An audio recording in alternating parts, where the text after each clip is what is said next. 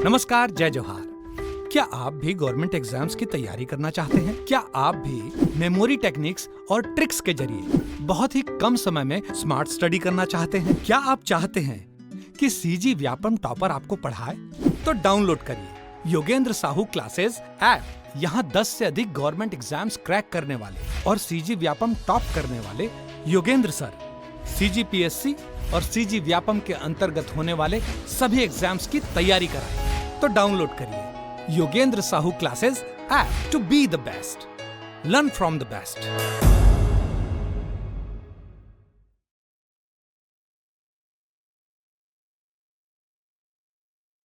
चलिए, नमस्कार दोस्तों, आप सभी का स्वागत है योगेंद्र साहू ऑनलाइन क्लासेस में।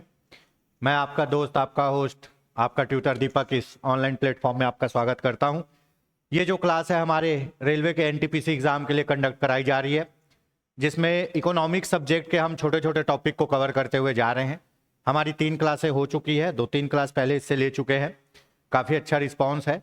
आप लोग से अनुरोध है, जब भी वीडियो देखें तो कमेंट में ज़रूर बताएं कि कैसे लग रही है ये क्लास, आपको समझ आ रहा है या नहीं आ रहा है। अगर अच्छा लग रहा है तो वीडियो को ज़रूर लाइक करें, चैनल को सब्सक्राइब करें, और अगर आपको हमारे संस्था द्वारा चलाए जा रहे एनटीपीसी कोर्स के बारे में जानकारी चाहिए तो स्क्रीन पर जो नीचे नंबर चल रहा है आप उसमें कॉन्टैक्ट कर सकते हैं। तो दोस्तों, एनटीपीसी के बारे में तो हमने बात कर लिया है, काफ़ी अच्छी नौकरी होती है ये, है ना। मोस्टली ऑफिस जॉब होता है, नॉन टेक्निकल जॉब होता है, ठीक है। और इसके पेपर भी काफ़ी अच्छे आते हैं। ये नहीं बोल सकते कि बहुत सरल है, ये भी नहीं बोल सकते कि बहुत कठिन है। मैथ्स का लेवल थोड़ा हाई रहता है, बाकी जो आप अदर सब्जेक्ट ले देखेंगे जीएस जीके के, वो एकदम नॉर्मल रहते हैं। अगर आप थोड़ा सा ध्यान लगा के पढ़ोगे तो बहुत अच्छा स्कोर कर सकते हो, ठीक है दोस्तों। तो हमने धीरे धीरे तैयारी करने के लिए पहले एक छोटा सब्जेक्ट उठाया है, जिसमें अपन बोल सकते हैं इकोनॉमिक्स, उसके छोटे छोटे टॉपिक को हम कवर कर रहे हैं। आज का हमारा टॉपिक है दोस्तों मौद्रिक नीति। मौद्रिक नीति, मैं हमेशा अपने क्लास में बोलता हूं कि यथा नाम तथा गुण, जो लिखा है वही पढ़ना है। हिंदी का यही सबसे अच्छा गुण है कि जो लिखा है वही पढ़ना है। मौद्रिक नीति, है ना। मुद्रा मतलब होता है पैसा, मुद्रा मतलब होता है पैसा। तो मौद्रिक नीति क्या हो गई? पैसे से संबंधित नीति। अब आप बोलोगे सर ये पैसे की नीति क्या है? हमने रणनीति सुना है, विदेश नीति सुना है, खेल नीति सुना है ना, उसके बाद एजुकेशन नीति सुना है, शिक्षा नीति सुना है। ये पैसे की नीति क्या है? भैया पैसे की नीति है, और ये दुनिया पैसे की नीति से ही चल रही है, ठीक है। बाप बड़ा ना भैया, सबसे बड़ा रुपया। और रुपया किसके पास है? आरबीआई के पास। सबसे बड़ा रुपया किसके पास है दोस्तों? आरबीआई के पास। इसीलिए आरबीआई को क्या कहा जाता है? जब आपको पूछा जाए पेपर में सरकार का बैंक, सरकार का बैंक कौन? आरबीआई, ठीक है। बैंकों का बैंक, बैंकों का बैंक, ठीक है, कौन? आरबीआई, ठीक है। केंद्रीय बैंक, सेंट्रल का बैंक, केंद्रीय बैंक, ये भी कौन है? कौन? आरबीआई। भैया सरकार का जो बैंक है ना, वो एसबीआई ये सब नहीं है, ये वाणिज्यिक बैंक आते हैं, ये आप लोग के बैंक हैं, ठीक है। एसबीआई, यूको बैंक, सीबीआई, देना बैंक, लेना bank, Vijaya bank, bank of Baroda, जितने हैं जो देख रहे हो आप, कहां? अपने घर के आसपास, इसको बोलते हैं वाणिज्यिक बैंक। ये आप लोगों का बैंक है। सरकार का बैंक कौन सा है? आरबीआई है। और इन सब बैंक का जो आप देख रहे हो, इन सब बैंकों का भी बैंक कौन है? आरबीआई है। और भारत का केंद्रीय बैंक कौन है? आरबीआई है। तो यही पूछा जाता है क्वेश्चन कि बैंकों का बैंक क्या है जी? तो बैंकों का बैंक है आरबीआई। सरकार का बैंक क्या है जी? सरकार का बैंक है आरबीआई। केंद्रीय बैंक क्या है जी? केंद्रीय बैंक है आरबीआई। एक और क्वेश्चन आता है, निम्न में से कौन से बैंक में आपका अकाउंट नहीं खोला जा सकता? निम्न में से कौन से बैंक में आपका अकाउंट नहीं खोला जा सकता? तो भैया आरबीआई में ना किसी का अकाउंट नहीं होता है, ठीक है, वो सरकार का बैंक है। आपका वाणिज्यिक बैंक में एसबीआई, यूको, देना, ये सब बैंक में आपका अकाउंट होगा, आरबीआई में आपका अकाउंट नहीं होगा, ठीक है। ये सब बातें आपने सुन ली, तो जाहिर सी बात है, मैं एक चीज बोला, बैंकों का बैंक। क्या? बैंकों का बैंक। आपको पैसा चाहिए, आप कहां जाते हो? अपने बैंक में। आपके बैंक को पैसा चाहिए रहेगा तो वो कहां जाएगा? आरबीआई में। आपको पैसा चाहिए रहेगा तो आप अपने बैंक जाओगे, ठीक है। और आपके बैंक को पैसा चाहिए रहेगा तो वो जाएगा आरबीआई के पास। हमको भी दे दो भैया, थोड़ा सा जनता को बांटना है करके, ठीक है। यहां तक लाइन क्लियर हो गई? अब मौद्रिक नीति मतलब मुद्रा से संबंधित नीति। पैसा देने वाली सर्वोच्च संस्था कौन है? आरबीआई है। तो मौद्रिक नीति कौन बनाता है? आरबीआई बनाता है। अभी मैं ओवरव्यू बता रहा हूं, इस पे और डिस्कस करेंगे। आपकी मौद्रिक नीति कौन बनाता है बोलते हैं? आरबीआई बनाता है, ठीक है। और आरबीआई मौद्रिक नीति के द्वारा क्या करता है दोस्तों? अब point to be noted, RBI मौद्रिक नीति के द्वारा देश में पैसे की मात्रा को कंट्रोल करता है। आरबीआई मौद्रिक नीति के द्वारा पूरे देश में, बाजार में, भारत में पैसे की मात्रा को कंट्रोल करता है, ठीक है। अब आप बोलोगे सर पैसे की मात्रा को क्यों कंट्रोल कर रहा है? अरे भैया, अगर पैसा जरूरत से ज्यादा चले गया तो बहुत ज्यादा महंगाई हो जाएगी, और पैसा जरूरत से कम हो गया तो मंदी आ जाएगी, गरीबी छा जाएगी। मतलब पैसा एक ऐसी दवाई है जो अगर जरूरत से कम हो तो आदमी कमी से मर जाएगा, और जरूरत से ज्यादा हो तो जहर समझ के मर जाएगा, ठीक है। तो उन्हीं पैसे के फ्लो को, जिसको बोलते तरलता, लिक्विडिटी मतलब कैश, तरल मुद्रा मतलब ऐसी मुद्रा जिसको आप खर्चा कर सकते हो, उसको बोलते हैं तरल मुद्रा। लिक्विडिटी मतलब जिससे आप चीजें खरीद सकते हो, खर्चा कर सकते हो। इसमें कैश, सोना और भी बहुत सी चीजें आती है। तो आरबीआई मौद्रिक नीति के द्वारा क्या करता है? पैसे के फ्लो को, मार्केट में पैसे के फ्लो को नियंत्रित करता है, ठीक है। अगर जैसे खेत है, खेत में जरूरत से कम पानी हुआ तो फसल सूख जाएगी, और खेत में जरूरत से ज्यादा पानी डालोगे तो फसल पानी में सड़ जाएगी। तो सेम वही आरबीआई क्या है? एक किसान है। आरबीआई एक किसान है, और ये जो देश है जिसमें पैसा बह रहा है वो खेत है। अगर जरूरत से ज्यादा पैसा बह गया तो पानी से सड़ जाएगा, और जरूरत से कम हो गया तो सूख के चढ़ जाएगा। तो मौद्रिक नीति के द्वारा मेरे मित्रों, मेरे रणबांकुरों, मेरे युद्ध वीरों, मौद्रिक नीति के द्वारा कौन? आरबीआई। मौद्रिक नीति के द्वारा आरबीआई, ठीक है, क्या करती है? फ्लो को कंट्रोल करती है। किसके? पैसे के फ्लो को, है ना, लिक्विड के फ्लो को, लिक्विडिटी के फ्लो को कंट्रोल करती है। किसमें? बाजार में, ठीक है। चलिए, मौद्रिक नीति क्या है? मौद्रिक नीति एक प्रकार का अस्त्र है जिसके आधार पर बाजार में मुद्रा, जिसको आप कैश भी बोल सकते हो, और ज्यादा बोलना सही रहेगा लिक्विडिटी। यहां आपके समझने के लिए मैं कैश बोल रहा हूं। लिक्विडिटी मतलब ऐसा पैसा जिसको आप तुरंत खर्चा कर सकते हो, ठीक है। तो किसका? मुद्रा, कैश का आपूर्ति को नियंत्रित करती है, कितना पैसा रहेगा उसको नियंत्रित करती है। मौद्रिक नीति यह तय करती है कि रिजर्व बैंक किस दर पर वाणिज्यिक बैंक को कर्ज देगा और किस दर पर वाणिज्यिक बैंकों से पैसा वापस लाएगा। फिर मैं बता दूं, लिंक कर दूं, बैंकों का बैंक आरबीआई। तो आरबीआई मौद्रिक नीति के द्वारा यह तय करती है कि कोई बैंक मेरे से पैसा मांगने आएगा तो मैं उसको कितने ब्याज पे दूंगा, ठीक है। आरबीआई मौद्रिक नीति के द्वारा यह तय करती है कि कोई बैंक मेरे से पैसा मांगने आएगा तो मैं उसको कितने ब्याज पे दूंगा, और यह भी तय करती है अगर कोई बैंक मेरे पास पैसा जमा कराएगा तो मैं उसको कितना ब्याज दूंगा, ठीक है। तो कुल मिला के बैंकों के पास कितने पैसे रहने चाहिए, इसका निर्धारण आरबीआई करती है। किससे? मौद्रिक नीति से। किससे? मौद्रिक नीति से। क्यों? क्योंकि मार्केट में पैसा कहां से जाता है जी? बैंकों से जाता है। जो वाणिज्यिक बैंक है ना, जो वाणिज्यिक बैंक है जैसे एसबीआई बैंक, ये सब बैंक, तो इन्हीं के थ्रू मार्केट में पैसा जाता है, ठीक है। कैसे? लोन के रूप में और किसी रूप में, है ना। तो इन्हीं बैंकों को नियंत्रित करके आरबीआई क्या करती है? मार्केट में पैसे को नियंत्रित करती है, ठीक है।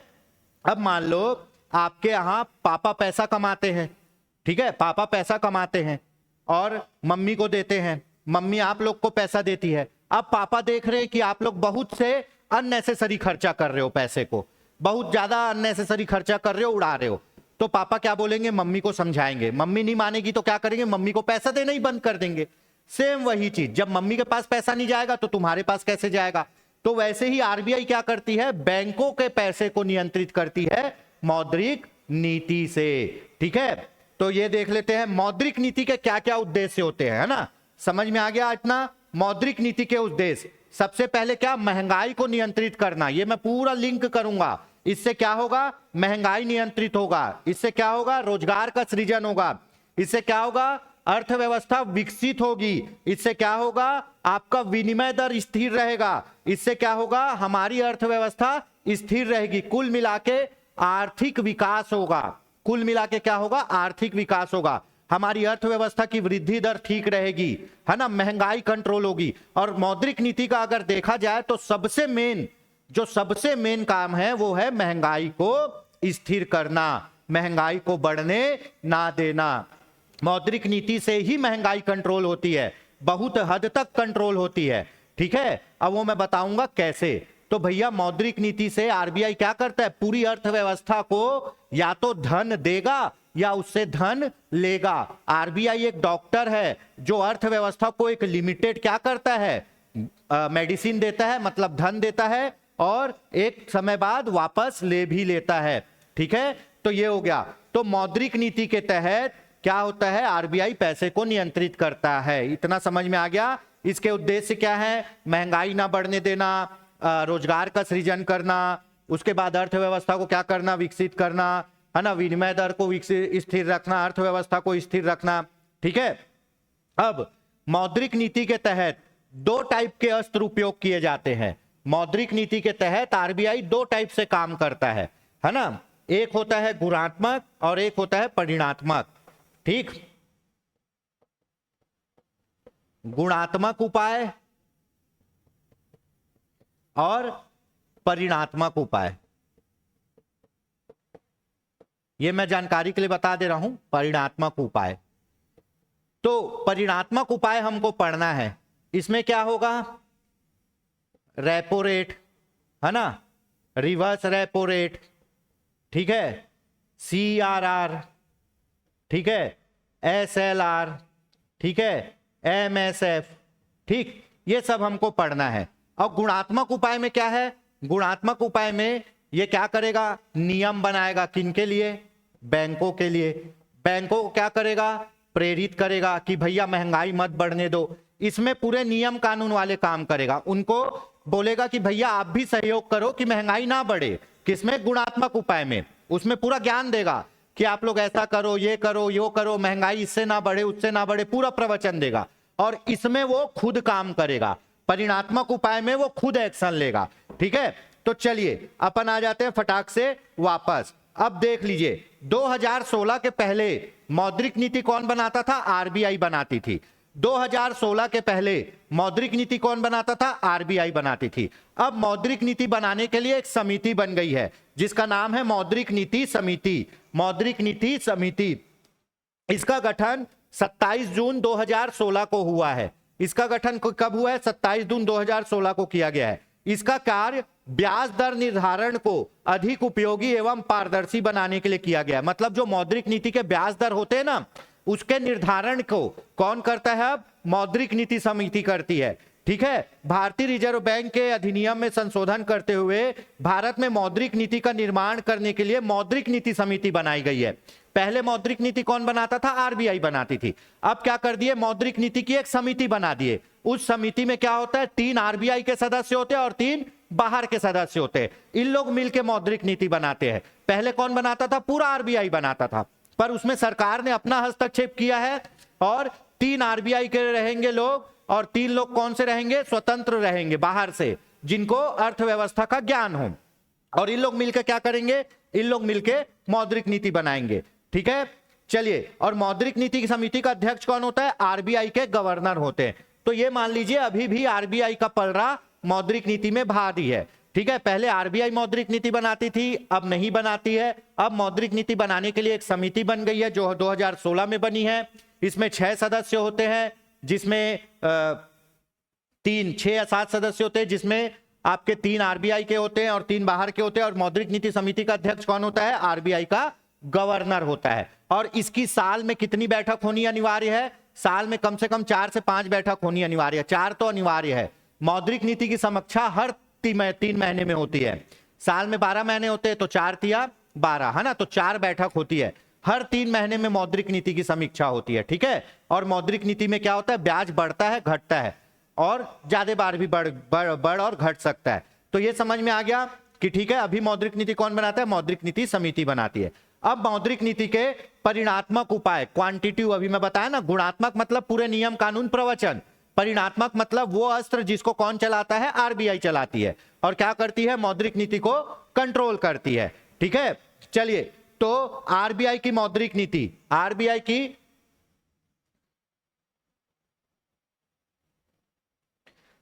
की मौद्रिक नीति,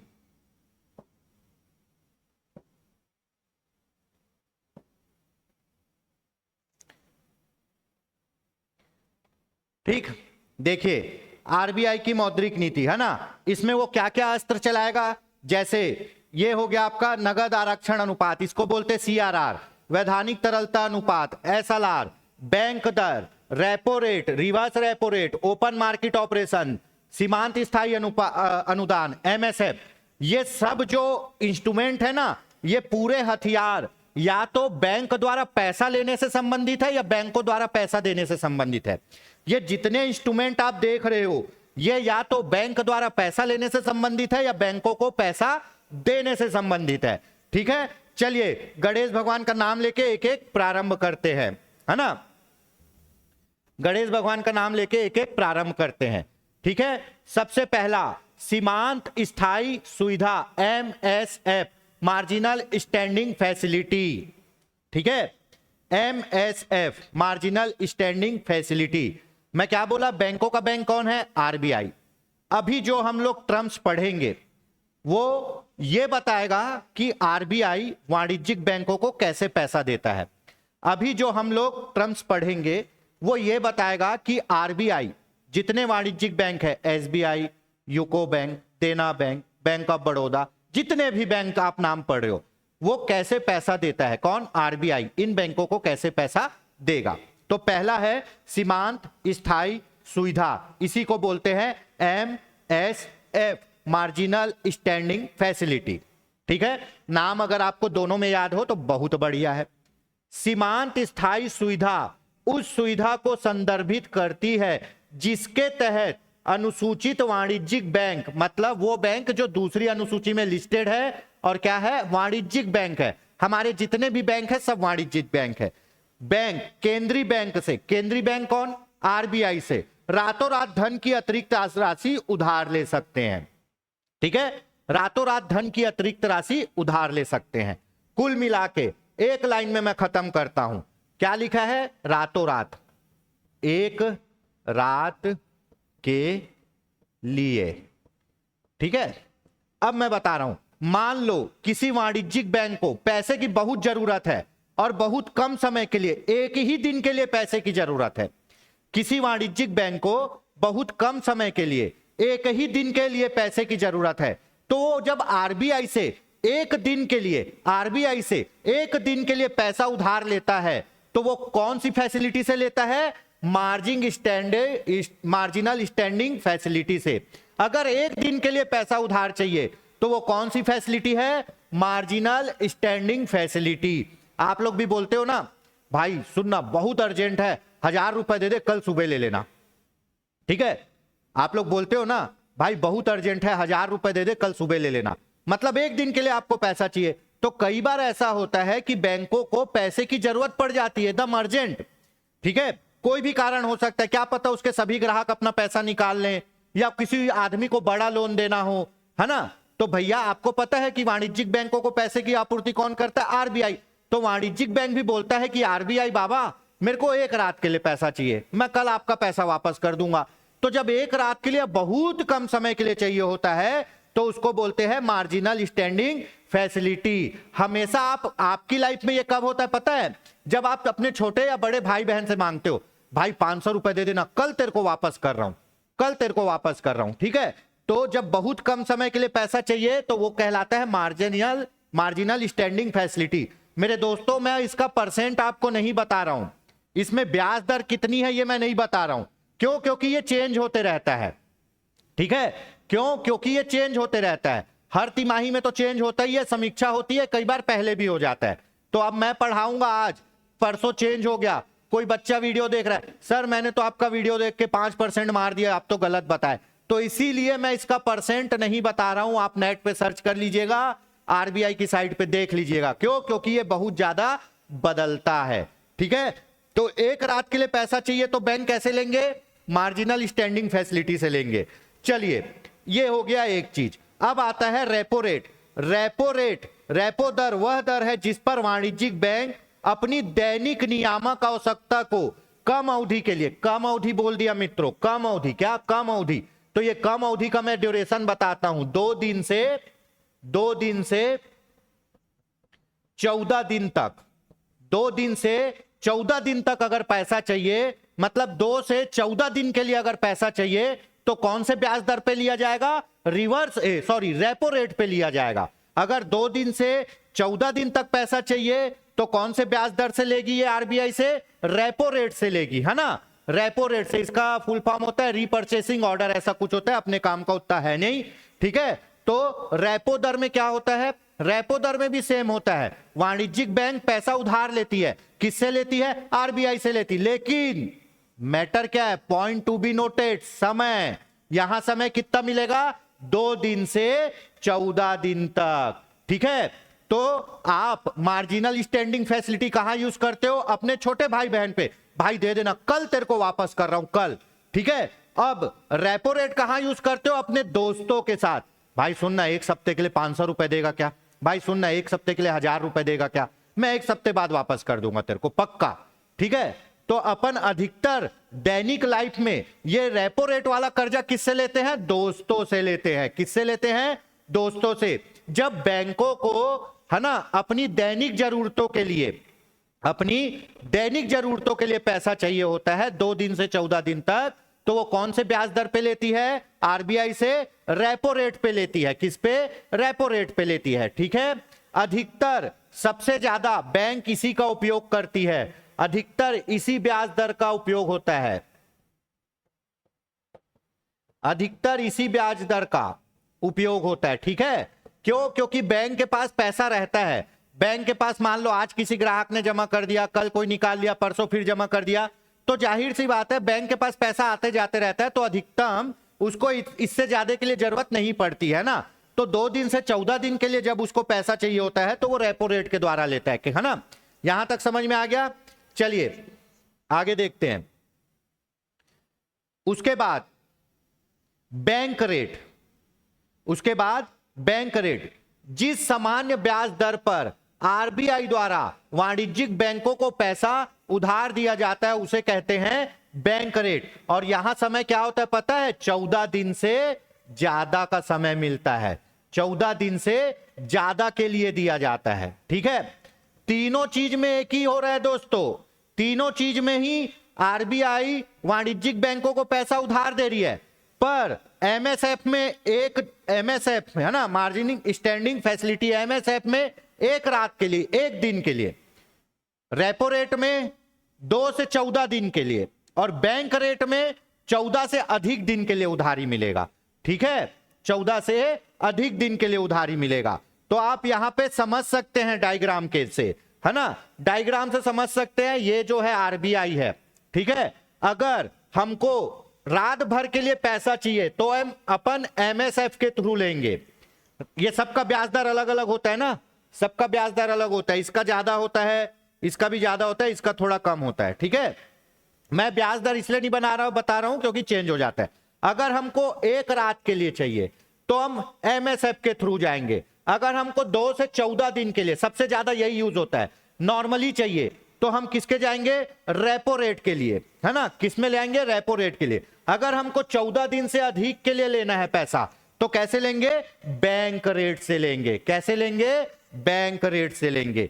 यहां तक समझ में आ गया? अब आपको पता था ओवरनाइट एमएसएफ मतलब अपने छोटे भाई बहन से पैसा मांग लेंगे कि भैया कल देता हूं, भाई कल देता हूं। 2 से 14 दिन के लिए चाहिए तो किससे मांगेंगे? रेपो रेट से मांगेंगे। किससे मांगेंगे? अपने दोस्तों से, भाई 10 दिन बाद तेरे को पैसा दे दूंगा, 11 दिन बाद दे दूंगा। अगर हमको ज्यादा समय के लिए पैसा दिएंगे, ज्यादा समय के लिए पैसा चाहिए तो हम अधिकतर किससे मांगते? मम्मी से। मम्मी 2000 रुपए दो ना, मम्मी 1000 रुपए दो ना, मैं आपको बाद में दे दूंगा। समय नहीं बताते, आपको बाद में दे दूंगा, जब मामा के यहां जाऊंगा पैसा मिलेगा वहां से लाके आपको दे दूंगा, या मेरा पेमेंट मिलेगा वहां से आपको दे दूंगा। तो अधिकतर ये बैंक रेट से पैसा कब मिलता है? 14 दिन से अधिक के लिए। और अगर दैनिक जीवन में देखें तो किससे लेते, इस टाइप का अपन डील किससे करते हैं, अपनी मम्मी से। तो ये 3 चीजें आपको समझ में आ गई दोस्तों, है ना। तीनों में ही आरबीआई पैसा देगी, किसको, नॉर्मल बैंकों को, ठीक है। एमएसएफ में भी, रेपो दर में भी और बैंक रेट में भी, ठीक है। तो यहां तक का चीजें आपको समझ में आ गया। चलिए आगे बढ़ते हैं, ठीक। अब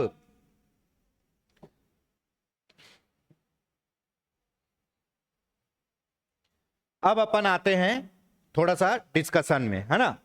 ये चीज तो आपको समझ में आ गया, ये हो गया आरबीआई, ठीक।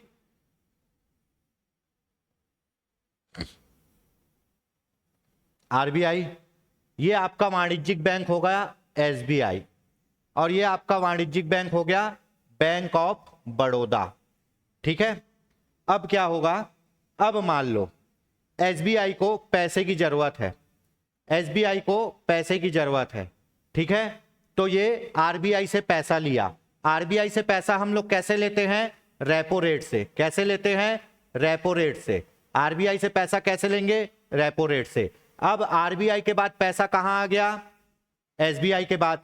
अब एसबीआई के बाद ये क्या है, ग्राहक है, जनता, ग्राहक जनता, ठीक है, ग्राहक जनता।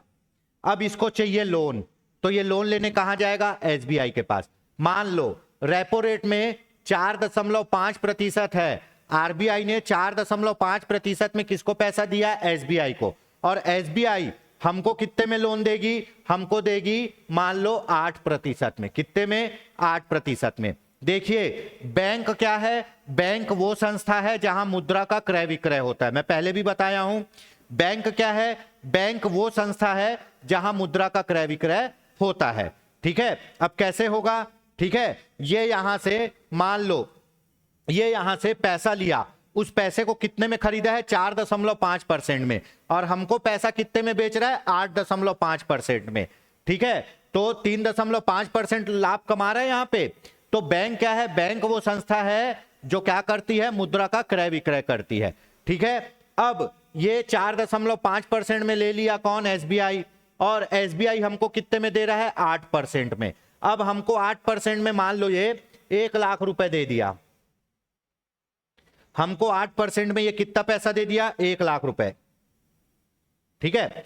अब मेरे जेब में पैसा आ गया, मेरी जेब गरम है, तो मैं क्या करूंगा, शॉपिंग करूंगा, मैं क्या करूंगा, खाने पीने जाऊंगा, मतलब मार्केट में क्या करूंगा, पैसा खर्चा करूंगा, मार्केट में क्या करूंगा, पैसा खर्चा करूंगा, ठीक है। अगर मैं मार्केट में पैसा खर्चा कर रहा हूं तो मार्केट में फ्लो बढ़ गया ना पैसे का, मार्केट में फ्लो बढ़ गया पैसे का, ठीक है। अब मान लो कि भैया ऐसे ही एसबीआई से 5-6 लोग या बहुत लोग लोन ले लिए, ठीक है, और सबके जेब में क्या है, पैसा है, और सब मार्केट में पैसा खर्चा कर रहे हैं, ठीक है, सब मार्केट में पैसा खर्चा कर रहे हैं, ठीक। और मार्केट में क्या है, चीजें लिमिटेड है, मार्केट में चीजें लिमिटेड है, ठीक। अब मैं एक चीज बता रहा हूं, अब आरबीआई पैसा दिया एसबीआई को किसमें, रेपो रेट में, है ना। उसके बाद एसबीआई हमको कर्जा दिया है किसमें, ठीक है, या तो बेस रेट में देगा या पीएलआर में देगा, इसको मैं बताऊंगा,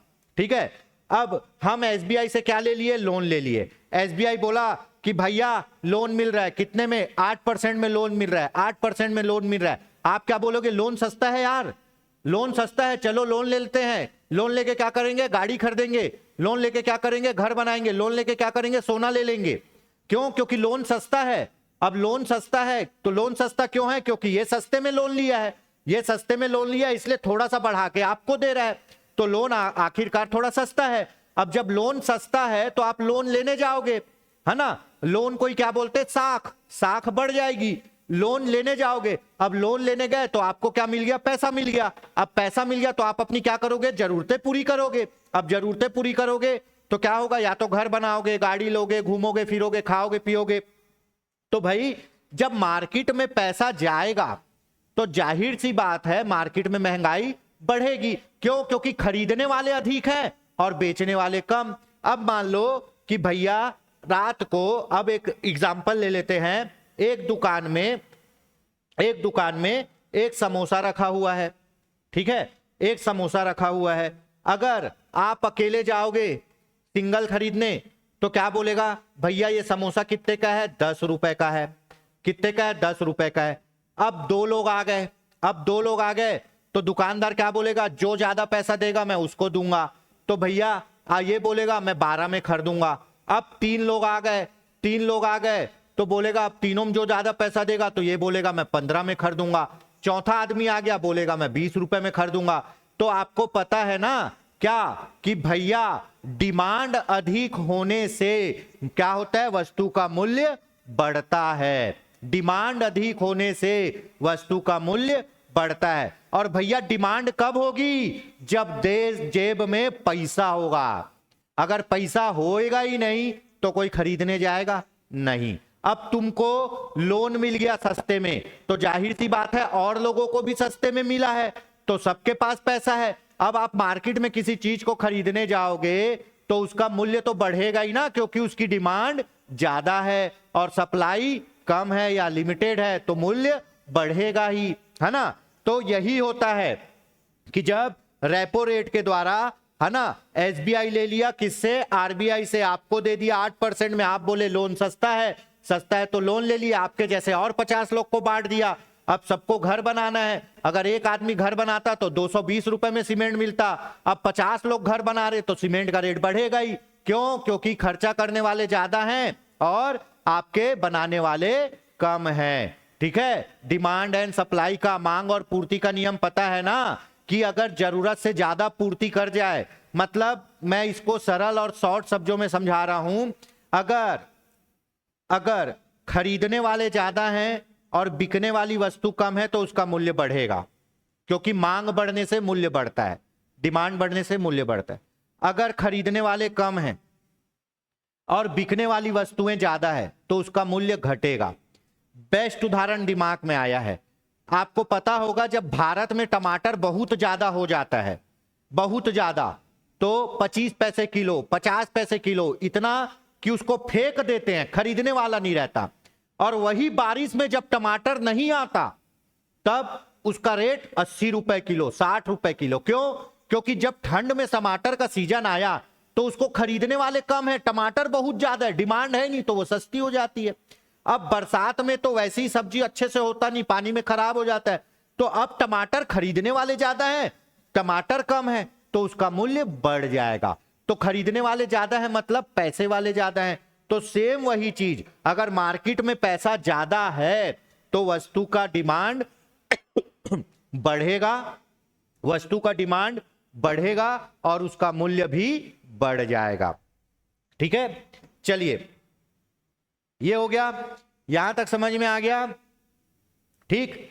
अब देखते हैं अगला चीज, CRR, ठीक है, CRR, है ना,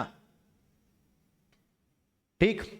हाँ, अगर रेपो रेट, MSF और बैंक रेट, ये तीनों क्या है, ये तीनों है वाणिज्यिक बैंक जो कर्जा लेती है आरबीआई से, उसका रेट है, उसका दर है। जाहिर सी बात है,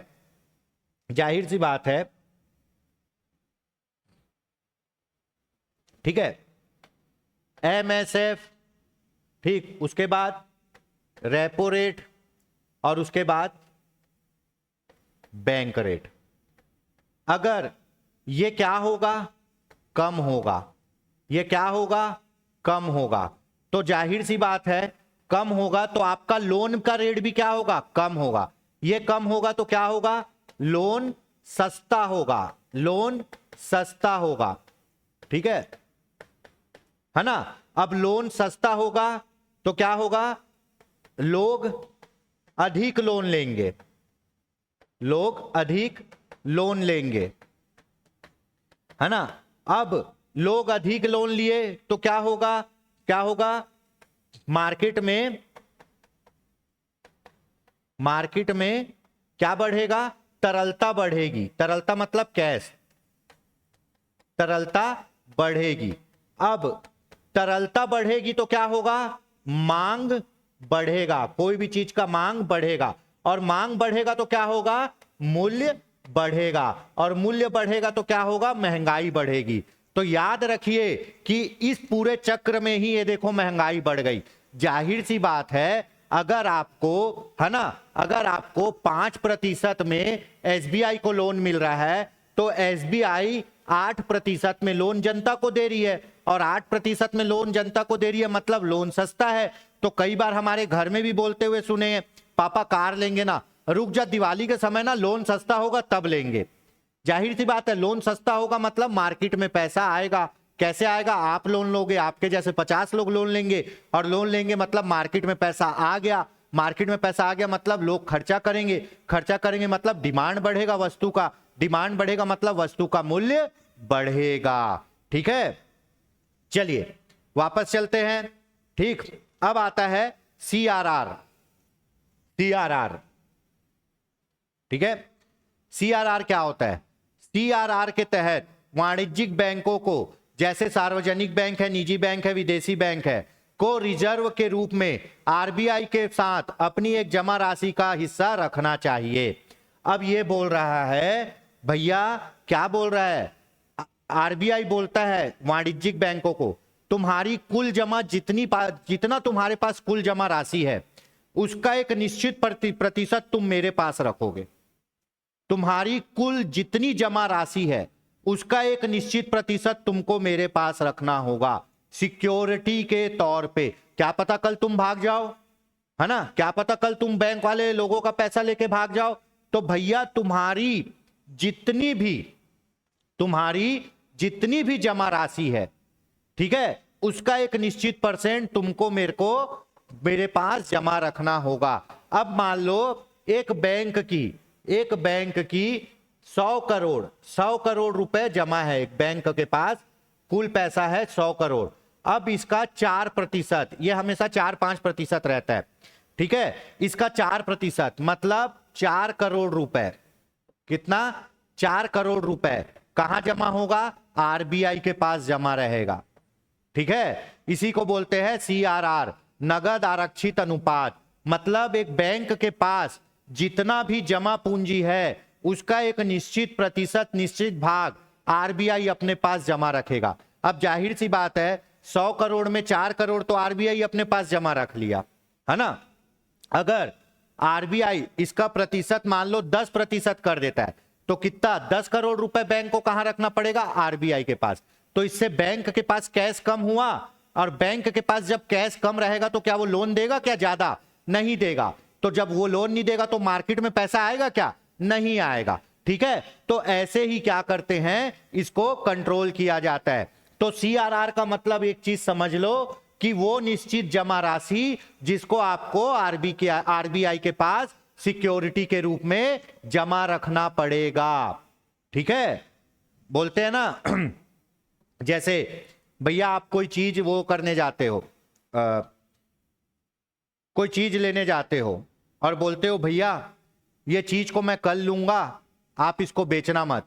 तो क्या बोलेगा, भैया थोड़ा पैसा इसका दे दो, कल आके ले जाना। वो क्या कर रहा है, सिक्योरिटी अमाउंट जमा कर रहा है। पता चल रहा है कि तुम उसको बोल दिए बेचना मत, वो आपका रास्ता देख रहा है और आप खरीदने ही नहीं आए। ठीक है, सेम समझाने के लिए था ये। वैसे ही कि आप एक बैंक के पास टोटल जितना पूंजी होता है, जितना जमा पूंजी होता है उसका एक निश्चित प्रतिशत उसको आरबीआई के पास जमा करना पड़ता है, उसको बोलते हैं सीआरआर। ये एक सिक्योरिटी डिपॉजिट है। ठीक है, चलिए अब आता है बेस रेट। बेस रेट, है ना, बेस रेट क्या होता है, कोई भी बैंक बेस रेट से कम दर पर किसी भी ग्राहक को लोन नहीं देगा। यह न्यूनतम दर होती है जिस पर बैंक अपने प्रिय ग्राहकों को लोन देता है। ठीक है, बेस रेट, बेस रेट मतलब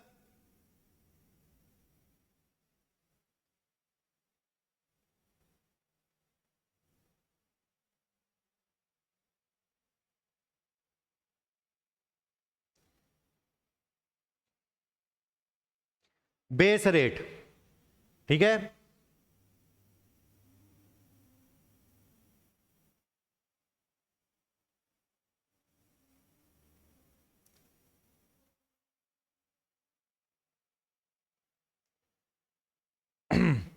समझते हैं इसको, बेस रेट को, है ना।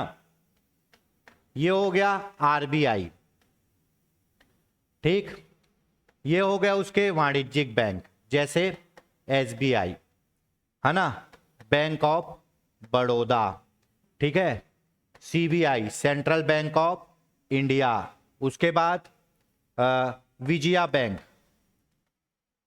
ये तो हट गया अब, है ना, विजया बैंक। अब रेपो रेट में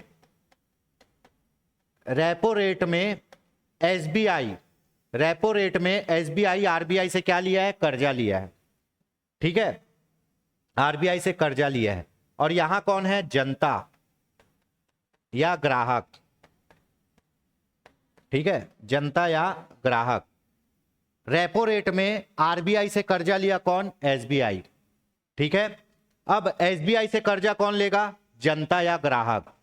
अगर वो जो जनता या ग्राहक उस बैंक का बहुत अच्छा कस्टमर है, उस बैंक में उसके बहुत सारे पैसे जमा हैं, वो बैंक का एकदम प्राइम कस्टमर है, बैंक में भी जाओगे ना तो जो बड़े बड़े कंपनी वाले हैं जिनका बड़ा बड़ा अकाउंट है, जिनका करेंट अकाउंट है, बैंक वाले क्या सोचते हैं, करेंट अकाउंट ज्यादा खुले।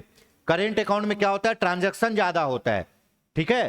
तो है ना, बैंक में क्या होता है, जो आदमी का सबसे ज्यादा पैसा जमा हो या वो बहुत लेन देन करता हो बैंक से, जिससे क्या हो, बैंक को फायदा हो, तो उसको ना वो कम ब्याज दर पर, उसको क्या करती है, कम ब्याज दर पर लोन दे देती है। क्यों, क्योंकि वो आदमी उसका परमानेंट ग्राहक है। आपका भी कोई दुकान होगा और जो आपसे परमानेंट सामान ले रहा होगा तो उसको तो आप 2 पैसा कम में ही दोगे ना, ये तो दुनिया का नियम है। तो बैंक का ऐसा ग्राहक जो उसका प्राइम कस्टमर है, उसको वो बहुत कम रेट में क्या देता है, लोन देता है। उसको बोलते हैं क्या, बेस रेट। क्या बोलते हैं, बेस रेट, ठीक है। अब बेस रेट किसको देता है, अपने प्रिय ग्राहकों को जो बार बार उससे काम कर रहे हैं। अब एक होता है PLR, है ना, प्राइम लैंडिंग रेट, है ना, प्राइम लैंडिंग रेट PLR, ठीक है, प्राइम लैंडिंग रेट, है ना, जिस पर बैंक उन ग्राहकों को जिसके संबंध में जोखिम शून्य है को ऋण देने के लिए तैयार होती है।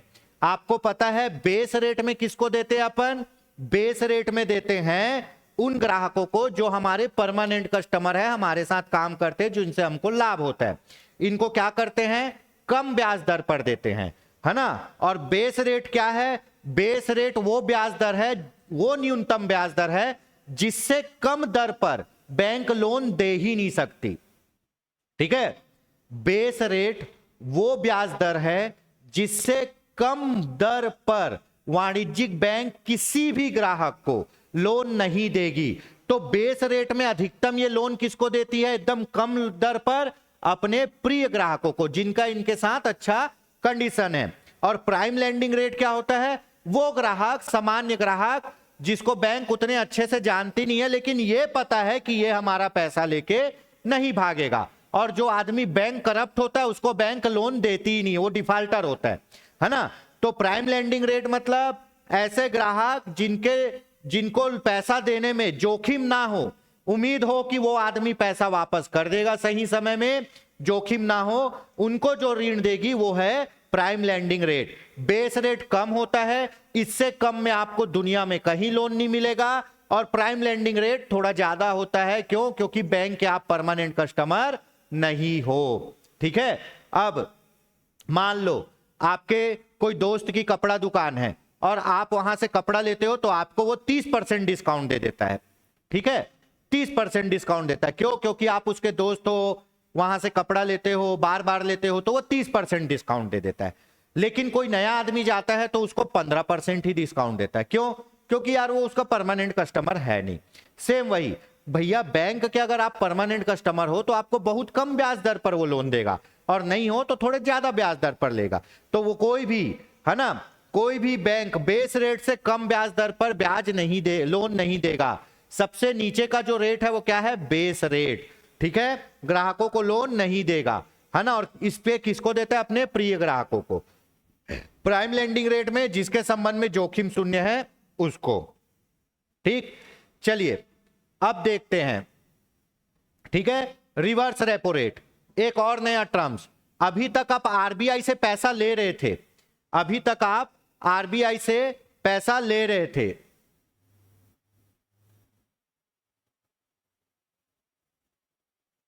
अभी तक आप आरबीआई से पैसा ले रहे थे। ये क्या है? रिवर्स रेपो रेट, है ना। रेपो रेट मतलब आरबीआई आपको कर्जा दे रही है। रेपो रेट मतलब आरबीआई आपको कर्जा दे रही है। रिवर्स रेपो रेट मतलब आरबीआई आपसे कर्जा ले रही है। आरबीआई आपसे कर्जा ले रही है तो उसको क्या बोलेंगे? Reverse repo rate. ठीक है। अब कई बार क्या होता है, पहले इसको पढ़ लेते हैं।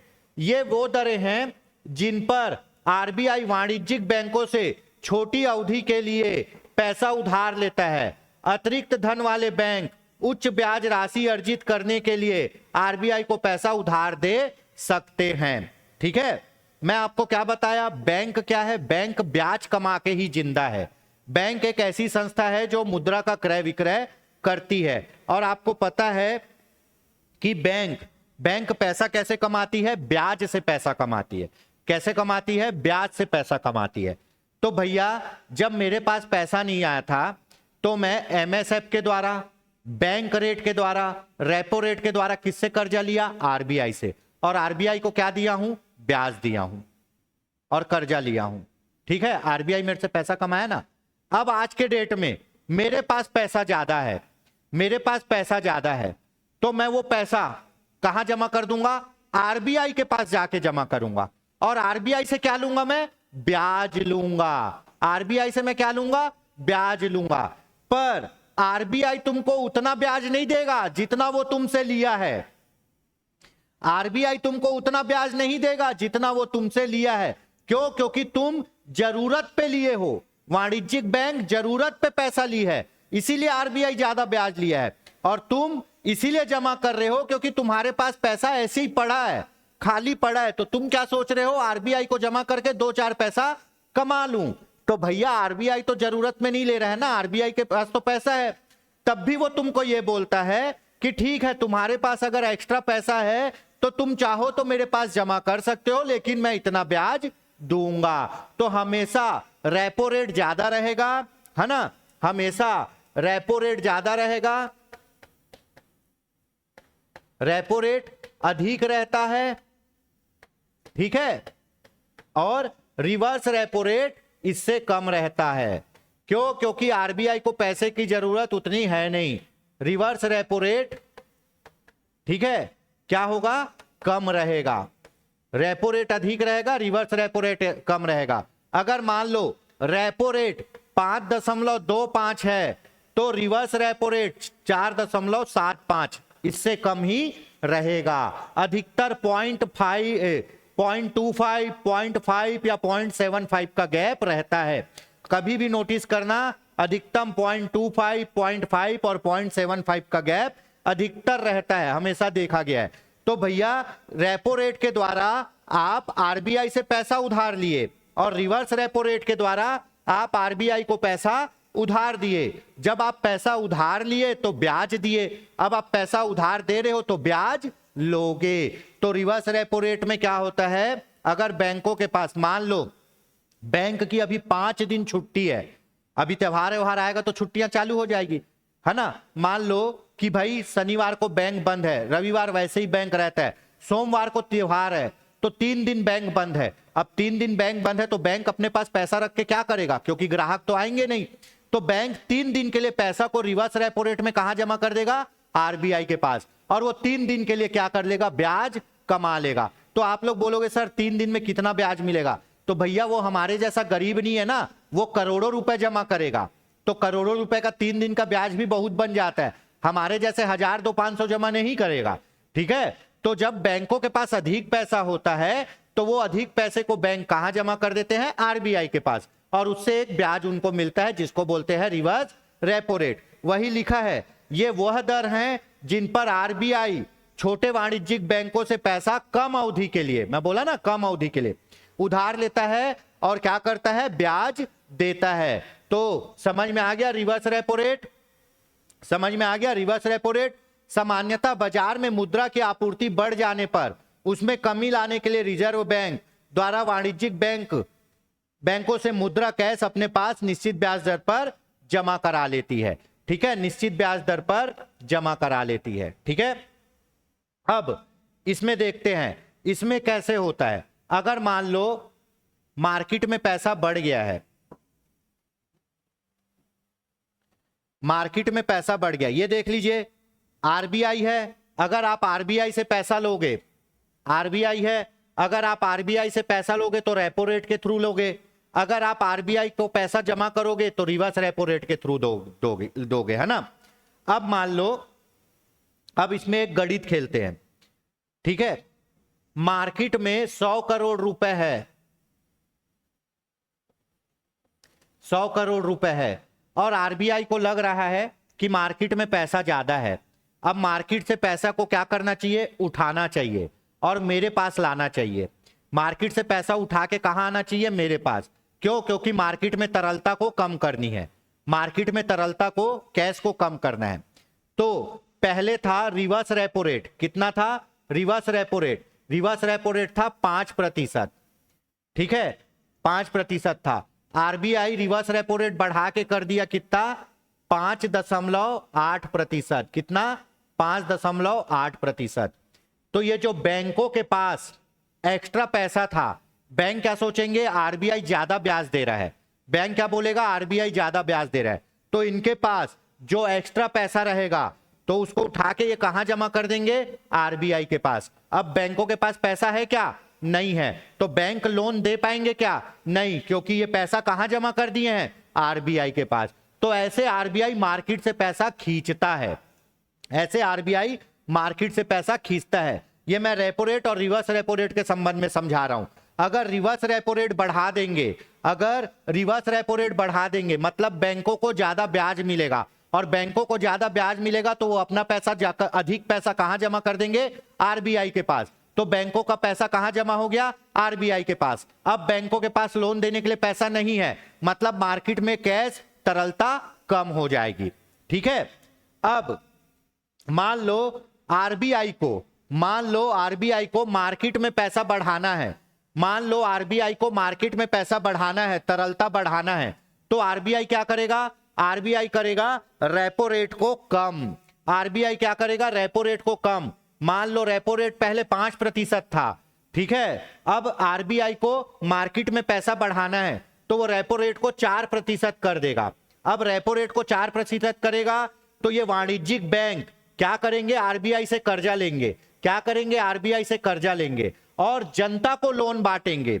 जब 5% यहां पे था, जब 5% यहां पे था तो जनता को मिल रहा था 8% पे, जब 5% यहां पे था तो जनता को लोन मिल रहा था 8% पे। अब यहां पे 4% में ये ला रहे हैं तो जनता को कितने में देंगे, 7% पे देंगे। अब जनता बोलेगी 1% इंटरेस्ट रेट कम हो गया, तो क्या करो, चलो बैंक से लोन लो, और बैंक से लोन लेंगे तो कहां चले जाएगा, मार्केट में पैसा चले जाएगा। ग्राहक अगर ये सस्ता होगा, रेपो रेट सस्ता होगा, तो जो वाणिज्यिक बैंक है वो आरबीआई से लोन लेंगे सस्ते में, और जब वाणिज्यिक बैंक आरबीआई से सस्ते में लोन लेंगे तो वो जनता को भी सस्ते में लोन देंगे, और जब वो जनता को सस्ते में लोन देंगे तो जनता लोन लेगी, जनता लोन लेगी तो उसके जेब में पैसा आएगा, और जेब में पैसा आएगा तो वो पैसे को वो मार्केट में खर्चा करेगा, और मार्केट में खर्चा करेगा तो मार्केट में क्या होगा, कैश का फ्लो बढ़ेगा। ठीक है, तो सोचो अगर पैसा मार्केट से उठाना है तो रिवर्स रेपो रेट बढ़ा दो, इन लोग अपना पैसा बैंक में जमा कर देंगे। अगर मार्केट में पैसा छोड़ना है तो रेपो रेट कम कर दो, है ना, वाणिज्यिक बैंक लोन लेके जनता को लोन बांट देगी। ठीक है, चलिए अब देखते हैं सीआरआर।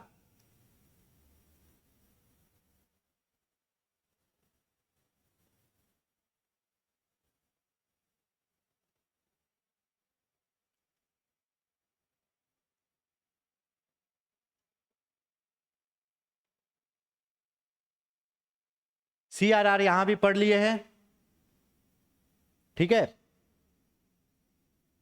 सीआरआर यहां भी देख लेते हैं, है ना, वहां पढ़ लिए एक बात, वहां डबल टाइप हो गया। वाणिज्यिक बैंक द्वारा अपनी कुल जमा राशि का एक निश्चित प्रतिशत भाग रिजर्व बैंक के पास जमा करना होता है, इसको क्या कहते हैं, सीआरआर, नगद आरक्षण अनुपात। सीआरआर का प्रतिशत जितना अधिक होगा वाणिज्यिक बैंक की लोन देने की क्षमता उतनी कम होगी। अब देख लो, है ना, अब देख लो, ठीक है। ये ग्राहक है, ये ग्राहक है, ठीक, ये ग्राहक है, ये बैंक में कितना जमा किए, 1000 रुपए, इसको बैंक मान लो। ये बैंक में कितना जमा किए, 1000 रुपए, ठीक है। और बैंक को अपनी कुल जमा का एक निश्चित प्रतिशत कहां जमा करना पड़ता है, वाणिज्यिक बैंक में। अगर मान लो CRR 5% है तो ये कुल जमा का 1000 रुपए का, ठीक है, 1000 रुपए का 5% वो कहां जमा कर देंगे, वो जमा कर देंगे 50 रुपए, कहां पे, ये RBI में। अब इसके पास कितना ही पैसा बचा, इसके पास 950 रुपए बचा, ठीक है। इसके पास कितना पैसा बचा, 950 रुपए बचा, है ना।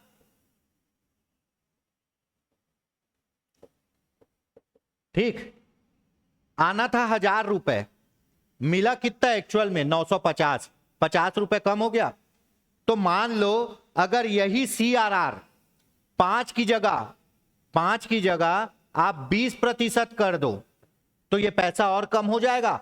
20% पैसा आपको कहां देना पड़ेगा, 20% पैसा आपको कहां देना पड़ेगा, 200 रुपए RBI में देना पड़ेगा।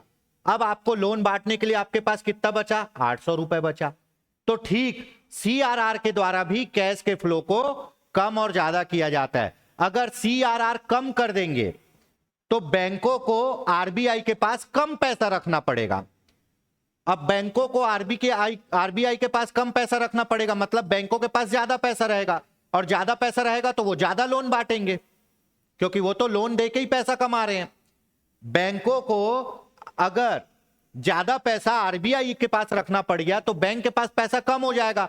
अब बैंक के पास पैसा कम हो जाएगा तो वो लोन कम बांटेंगे, तो भाई क्या होगा, मार्केट में पैसा कम रहेगा। अगर CRR कम कर दोगे तो बैंकों को RBI के पास कम पैसा रखना पड़ेगा, बैंक के पास ज्यादा पैसा रहेगा। अब उन लोग लोन ज्यादा बांटेंगे तो मार्केट में पैसे का फ्लो बढ़ जाएगा, ठीक है। तो CRR के द्वारा भी कैश के फ्लो को क्या किया जाता है, नियंत्रित किया जाता है। CRR क्या होता है, बैंक अपनी कुल जमा का एक निश्चित धनराशि RBI के पास अनिवार्य रूप से जमा करते हैं, ठीक है। चलिए यहां तक हुआ, आगे देखते हैं। अब एक मोस्ट इंपॉर्टेंट आता है SLR, स्टेटरी liquid ratio. स्टेटरी liquid ratio, इसी को बोलते हैं संवैधानिक तरलता अनुपात। संवैधानिक तरलता अनुपात किसी भी वाणिज्यिक बैंक को अपनी कुल जमा राशि का एक निश्चित प्रतिशत भाग अपने पास या तो नगद रूप में या स्वर्ण के रूप में या विदेशी मुद्रा के रूप में रखना होता है। इसे ही SLR कहते हैं, ठीक है। इसको क्यों रखते हैं, बैंकों को वित्तीय संकट का सामना करने हेतु रिजर्व बैंक द्वारा ऐसी व्यवस्था की गई है। अब बैंक का जो वाणिज्यिक बैंक है, RBI है बैंकों का बैंक, पूरा नियम कौन बनाएगा, RBI बनाएगी। तो RBI के दो नियम आप लोग सुन लो, एक है CRR और एक है SLR। एक बैंक के पास जितना भी जमा पैसा है उसका एक निश्चित भाग CRR के रूप में कहां जमा करना पड़ेगा, RBI के पास। बोलेगा भैया ये सिक्योरिटी अमाउंट है, तुम भाग गए तो ये तुम्हारी सिक्योरिटी अमाउंट मेरे पास जमा है। अब कई बार बैंक को क्या बोलते हैं, हमारे पास पैसा नहीं है, अभी पैसा नहीं है, हमारे पास वित्तीय संकट है। तो RBI बोला रुको मैं बताता हूं। बोले तुम्हारा कुल जमा का एक निश्चित CRR के रूप में मेरे पास जमा है, हाँ ठीक है, लेकिन तुम्हारे कुल जमा का एक निश्चित प्रतिशत तुम अपने पास भी रखोगे, जिसको खर्चा नहीं कर सकते उसको रखना है, और वो कम हुआ या खर्चा कर दिए तो मैं तुम्हारे ऊपर फाइन लगा दूंगा करोड़ों रुपए का, ठीक है। तो भैया बैंक अपनी कुल जमा का एक निश्चित प्रतिशत अपने पास रखती है, जिसको वो खर्चा नहीं कर सकती। खर्चा मतलब जिसको लोन के रूप में नहीं दे सकती, उसको वो पैसा अपने पास रखना ही पड़ेगा। अगर नहीं रखी तो फाइन लगा देगी, लाइसेंस कैंसिल कर देगी RBI, ठीक है। अब मान लो कि भैया ठीक है, ये दोनों चीज देखते हैं मेरे दोस्तों, है ना। ये तो हो गया CRR और SLR। ये क्या है, ये पैसा को क्या करते हैं, ये पैसा को फिक्स करते हैं। क्या करते हैं, फिक्स करते हैं। ठीक है, CRR कहां, RBI के पास। ठीक है, SLR कहां, स्वयं के पास। ठीक है, अब मान लो एक बैंक है, वाणिज्यिक बैंक, उसकी कुल जमा पूंजी है 100 रुपए। मान लिए उसकी कुल जमा पूंजी है 100 रुपए और कितना, CRR के रूप में 5%। CRR के रूप में 5%। कहां, RBI के पास। तो 5 रुपए यहां इसका चोक हो गया जो किसी काम का नहीं है।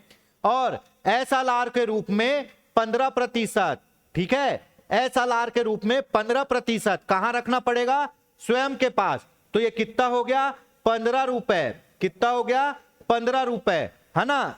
ये कितना हुआ, 5 और ये 15, 20। अब 20 रुपए माइनस कर दो तो बैंक के पास काम चलाने के लिए कितना पैसा बचा जी, 80 रुपए ही बचा। कितना पैसा बचा, 80 रुपए। CRR आपको RBI के पास जमा करना पड़ेगा और SLR आपको अपने पास नगद, स्वर्ण या विदेशी मुद्रा के रूप में रखना पड़ेगा। इसको आप खर्चा नहीं कर सकते। तो देखो बैंक का RBI एक 20 रुपए मतलब 20% पैसा ऐसे ही खत्म कर दिया। क्यों कि भैया बैंक के पास जितना पैसा रहेगा वो उतना ज्यादा लोन बांटने लग जाएगा और लोन बांटेगा तो क्या होगा, मार्केट में पैसा बढ़ेगा और मार्केट में पैसा बढ़ेगा मतलब मांग बढ़ेगी। मांग बढ़ेगी मतलब मूल्य बढ़ेगा और मूल्य बढ़ेगा मतलब मुद्रास्फीति बढ़ेगी और महंगाई आएगी। ठीक है, तो अगर अब इसमें देखते हैं कि टर्म कैसे होगा, कैसे यूज करता है। अगर मार्केट से पैसा RBI के पास लाना है या मार्केट से पैसा कम करना है तो वो क्या करेगी, CRR को बढ़ा देगी। ठीक है, SLR को बढ़ा देगी। अगर CRR को यहां पे 10% कर दी और SLR को 20% कर दी तो टोटल 30% पैसा क्या होगा, जाम हो जाएगा जो मार्केट में नहीं जाएगा। अगर मार्केट में पैसा छोड़ना है, मार्केट में पैसा बढ़ाना है तो वो SLR को उठा के 10% कर देगी और इसको उठा के 2% कर देगी, है ना।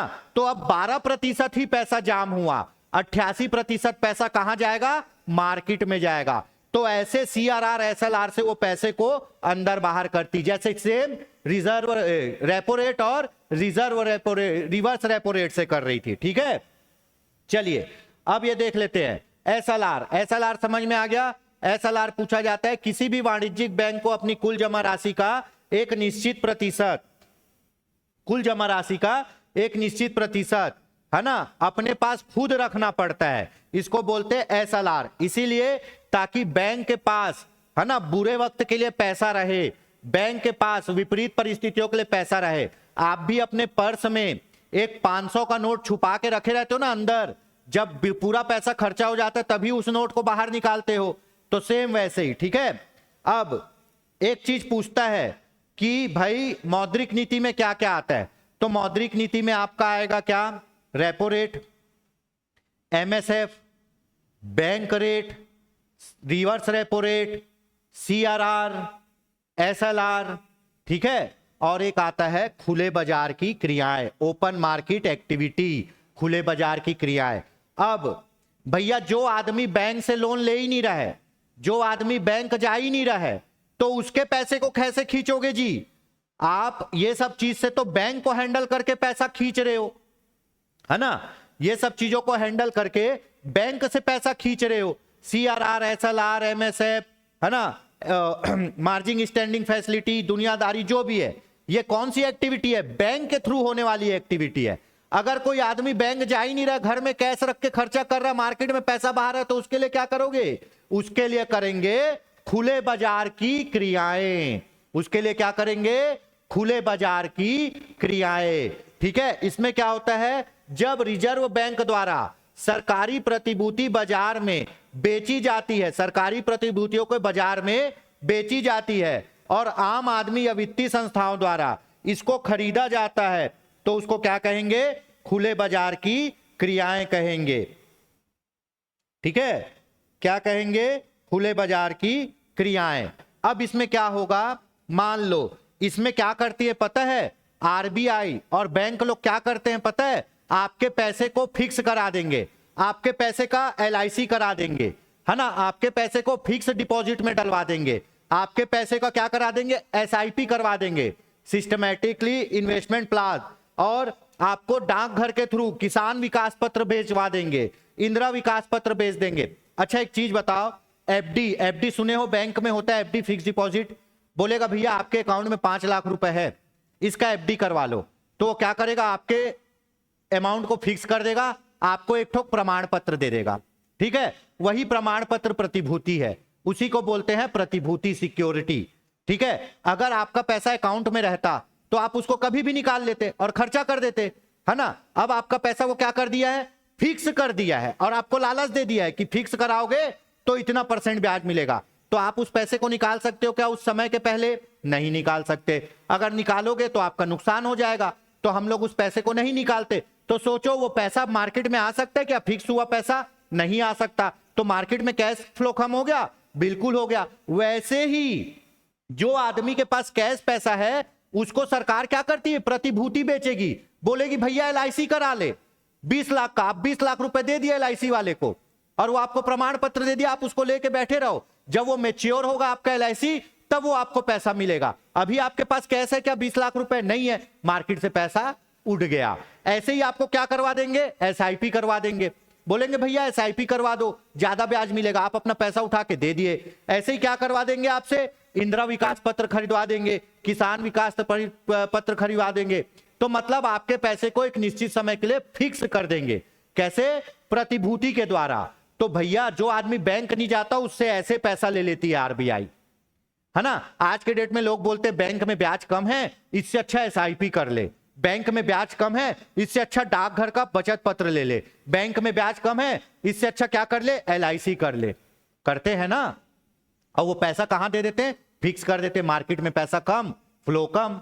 ठीक है, तो खुले बाजार की क्रियाएं ये चीज होती है जब आरबीआई क्या करती है, प्रतिभूति बेचती है। ठीक है, तो ये सब था आपका मॉनेटरी पॉलिसी, है ना, मौद्रिक नीति।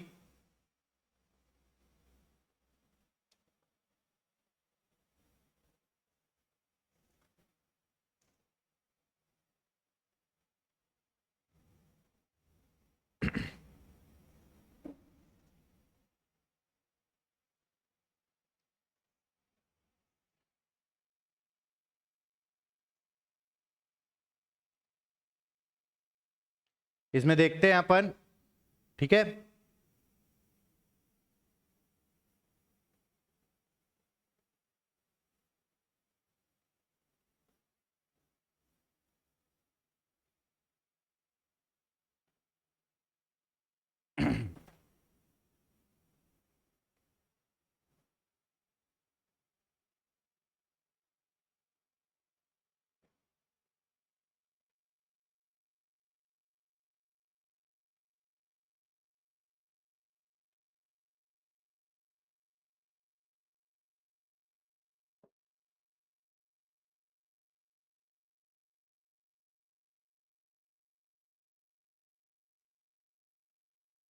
ठीक। चलिए अब देखते हैं इसको। जैसे आपका एमएसएफ है, रेपो रेट है, बैंक रेपो रेट है, सीआरआर है ना, और एसएलआर है। ठीक है, ये सब चीजें क्या है, बैंक से पैसा खींचने के उपाय हैं, बैंक से पैसा खींचने के उपाय हैं। ठीक, ठीक है। चलिए अब यहां आप देख पा रहे हैं क्या, एमएसएफ मतलब एक दिन के लिए पैसा उधारी लेना, रेपो रेट मतलब 2 से 14 दिन के लिए पैसा उधारी लेना, बैंक रेट मतलब 14 दिन से अधिक के लिए पैसा उधारी लेना, सीआरआर मतलब एक निश्चित अनुपात अपने कुल जमा का कहां जमा करना, आरबीआई में, एसएलआर मतलब एक निश्चित अनुपात कहां जमा करना, अपने पास रखना। अगर ये सबको इंक्रीज करोगे, bank rate, MSF, repo rate, CRR, SLR को अगर आप इंक्रीज करते हो तो क्या होगा, देखते हैं, गेम समझते हैं।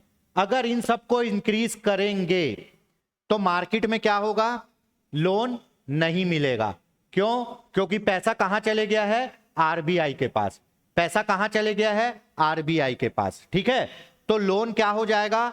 लोन महंगा हो जाएगा। लोन कैसे महंगा होगा? अब देखिए, लोन महंगा होगा मतलब ब्याज दर क्या होगी? बढ़ जाएगी। ब्याज दर बढ़ जाएगी, लोन महंगा हो जाएगा। अब लोन महंगा होगा तो लोग लोन नहीं लेंगे, है ना? लोग लोन नहीं लेंगे तो मार्केट में कैश पैसा नहीं आएगा, और मार्केट में कैश पैसा नहीं आएगा तो वस्तु का डिमांड नहीं बढ़ेगा, और वस्तु का डिमांड नहीं बढ़ेगा, वस्तु का डिमांड नहीं बढ़ेगा तो उसका प्राइस भी नहीं बढ़ेगा, घटेगा। और वस्तु का प्राइस घटेगा तो इन्फ्लेशन, महंगाई भी क्या होगी? घटेगी। समझ में आया? देखिए, अगर आपको पता है कि अगर हम लोन महंगा कर देंगे, अगर हम रेपो रेट महंगा कर देंगे तो बैंक भी हमको क्या करेगा? महंगे में लोन देगा। क्योंकि रेपो रेट में क्या होता है? बैंक से, जो वाणिज्यिक बैंक है वो आरबीआई से कैसे लोन लेता है? वाणिज्यिक बैंक आरबीआई से लोन लेता है 3 टाइप से, एमएसएफ के थ्रू, रेपो रेट के थ्रू और बैंक रेट के थ्रू। अगर रेपो रेट को बढ़ा दे, मतलब आरबीआई अपना लोन महंगा कर दे बैंकों के लिए, तो बैंक भी अपना लोन हमारे लिए महंगा करेगा ना। वो वहां 8% में खरीद के ला रहा है तो हमको वो 12% में देगा। अब 12% में देगा तो क्या होगा? इंटरेस्ट बढ़ गया 12%। अब इंटरेस्ट बढ़ गया तो लोन क्या होगा? लोग नहीं लेंगे, लोन नहीं लेंगे, लोन लेना कम हो जाएगा। लोन लेना कम हो जाएगा तो मार्केट में कैश फ्लो भी कम हो जाएगा। मार्केट में कैश फ्लो कम हो जाएगा तो मांग भी नहीं रहेगी, कोई आदमी बाजार जाके वस्तु खरीदेगा ही नहीं, और मांग नहीं रहेगी तो वस्तु का मूल्य भी नहीं बढ़ेगा। क्यों? क्योंकि खरीदने वाले ही नहीं है। अब मूल्य नहीं बढ़ेगा तो उसका क्या होगा? महंगाई भी नहीं बढ़ेगी, इन्फ्लेशन भी नहीं बढ़ेगा, महंगाई भी नहीं बढ़ेगी। तो ऐसे क्या होगा? महंगाई को कंट्रोल करते हैं, ऐसे महंगाई को कंट्रोल करते हैं। ठीक है, सेम यही चीज, अगर सेम यही चीज डिक्रीज कर दें, इसको क्या कर दें? डिक्रीज कर दें। अगर इसको डिक्रीज कर दें तो क्या होगा? MSF, repo rate, bank rate, ये सब क्या हो जाएगा? कम हो जाएगा। कम हो जाएगा मतलब जो वाणिज्यिक बैंक है वो सस्ते में लोन खरीद के ला रहे हैं। अब सस्ते में लोन खरीद के ला रहे हैं मतलब वो हमको भी सस्ते में लोन देंगे।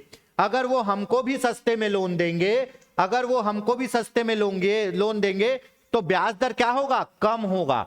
ब्याज दर क्या होगा? कम हो जाएगा।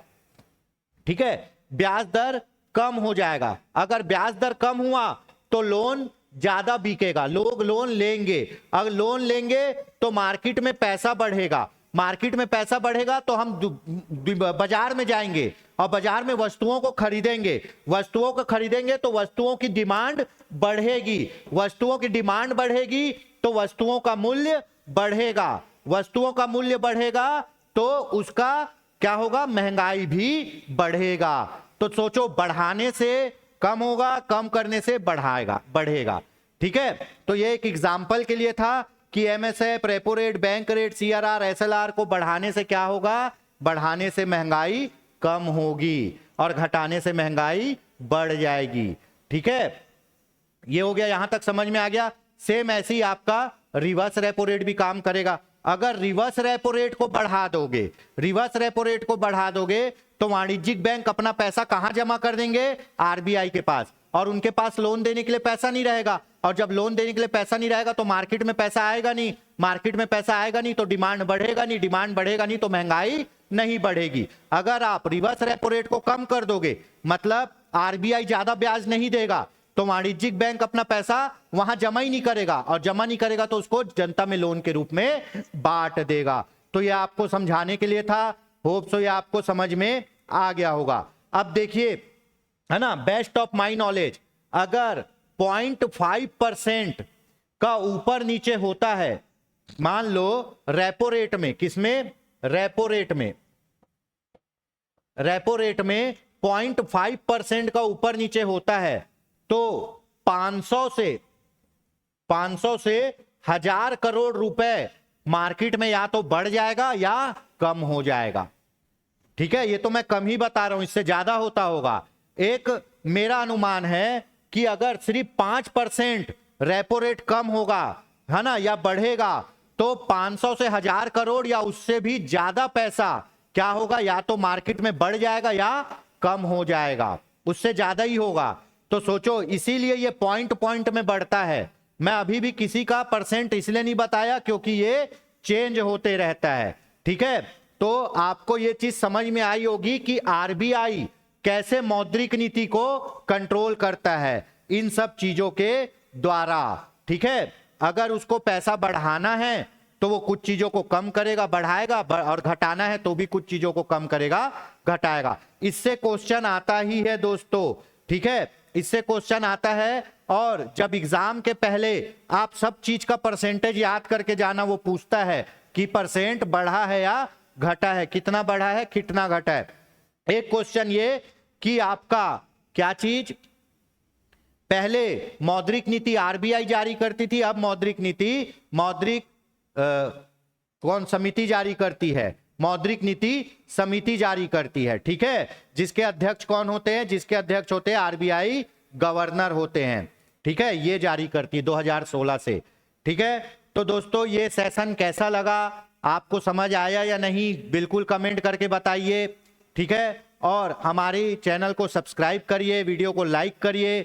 जल्द ही मिलते हैं एक नए टॉपिक के साथ। जय हिंद, जय भारत, जय छत्तीसगढ़।